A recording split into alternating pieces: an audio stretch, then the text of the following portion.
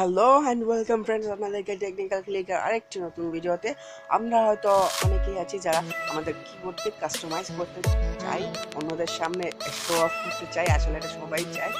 একটা কিবোর্ড একটি খুবই ইম্পর্টেন্ট জিনিস, কারণ কিবোর্ড ছাড়া তো মোবাইল কল্পনাও করা যায় না আসলে।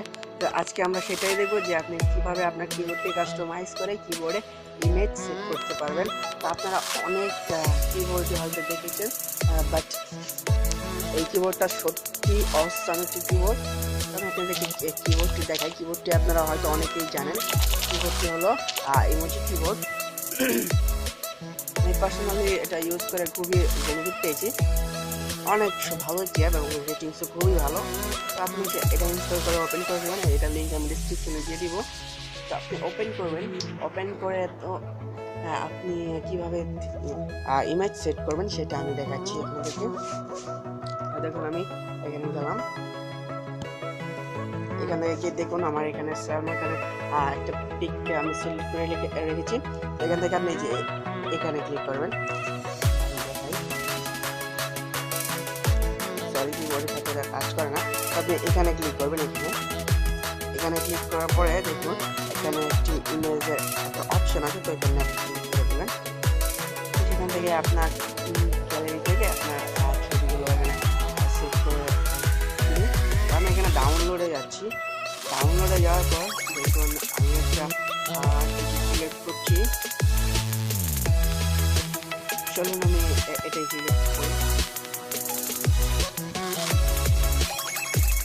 এখান থেকে আপনি সাইজ সিলেক্ট করবেন, এরপরে নেক্সটে ক্লিক করবেন। যদি সাইজ ঠিক থাকে, নেক্সটে ক্লিক করার পরে দেখুন আপনি এখান থেকে আপনার কিবোর্ডের বক্স আকারে থাকবে নাকি বক্স ছাড়া থাকবে সেটা আপনার ব্যাপার। দেখুন এখানে অনেকগুলো আছে, অনেকগুলো। দেখুন আমি এটা দেখাই। একটু রোড নেয়, দেখুন এগুলো যেগুলো সেটা ডাউনলোড ফাইন আছে, বুঝছেন? আসলে অনেকগুলোই আছে। আপনি আমার এটাই পছন্দ এবং এটা ক্লিন কিছু নেই। তো ইফেক্ট, এখান থেকে আপনি ইফেক্টও সিলেক্ট করতে পারবেন। মানে আপনি কিবোর্ডে দিলে যা যা আর কি ইফেক্ট আসবে আপনার ইচ্ছা মতো এখানে দিতে পারেন। তা আপনি ফন্ট সিলেক্ট করবেন। ফন্ট আমি বেশিরভাগ এটাই সিলেক্ট করি, সবার লাস্ট একটা, কারণ এটা একটু দেখতে ভালো। তাই ফন্ট সিলেক্ট করার পর আপনি মিউজিকটা সিলেক্ট করবেন। মানে আপনার কিবোর্ডে কী ধরনের মিউজিক চাই, আপনি এখানে সব ধরনের মিউজিক আছে। আমার এটা আছে, এটাই পছন্দ, তাই আমি এটাই দিলাম। তো স্টিকার এখান থেকে আপনি সিলেক্ট করতে পারেন, নাও করতে পারেন, আপনার তো আপনি সেভে ক্লিক করে দেবেন। সেভে ক্লিক করে দেওয়ার পর আপনার এটা অটোমেটিক সেভ হয়ে যাবে এবং আপনি এটা যে কোনো জায়গায় ইউজ করতে পারেন। এখন কোনো সমস্যা নেই। দেখুন দেখছেন, সেভ হয়ে গেছে এবং সব কিছুই পারফেক্ট কাজ করছে।